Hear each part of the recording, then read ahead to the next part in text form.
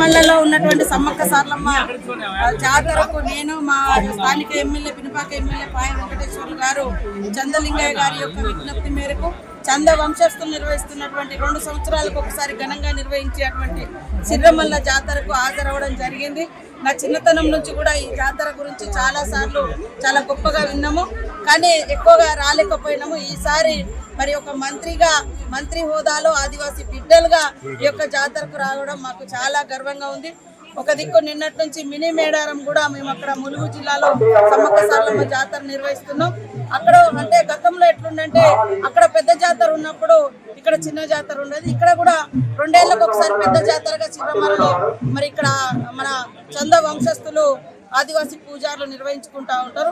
వారికి గతం నుంచి కూడా ప్రభుత్వం నుంచి ఎలాంటి అంటే నిధులు రాకపోయేది, కానీ ఈసారి మరి ఐటీడీఏ నుంచి కూడా కొద్దిగా ప్రత్యేకంగా నిధులు ఇవ్వాలని మేము కోరి కొంత వారిని కూడా సహకారం అడగడం జరిగింది. రాబోయే కాలంలో ఒక ప్రణాళిక పెట్టుకొని తప్పకుండా సిర్రమల్ల జాతరను కూడా ఈ ఉమ్మడి ఖమ్మం జిల్లా నూతన భద్రాద్రి కొత్తగూడెం జిల్లాలో ఒక మంచి ప్రసిద్ధిగాంచినటువంటి సమ్మక్క సారలమ్మ దేవాలయంగా మరి ప్రకృతి వనదేవతల యొక్క విశిష్టతను ముందుకు తీసుకెళ్లే విధంగా ఈ ప్రకృతిని ఈ చెట్లను కాపాడుతూనే వచ్చినటువంటి భక్తులకు మంచి సౌకర్యాలు కలిగించే విధంగా అభివృద్ధి పదంలో తీసుకెళ్తామని తెలియజేస్తూ ఇక్కడ సిర్రమల్లకు వచ్చినటువంటి భక్తులందరికీ కూడా మరి ఆ సమ్మక్క సారలమ్మ దీవెనలు ఉండాలని మనస్ఫూర్తిగా దేవుణ్ణి ప్రార్థిస్తున్నాం.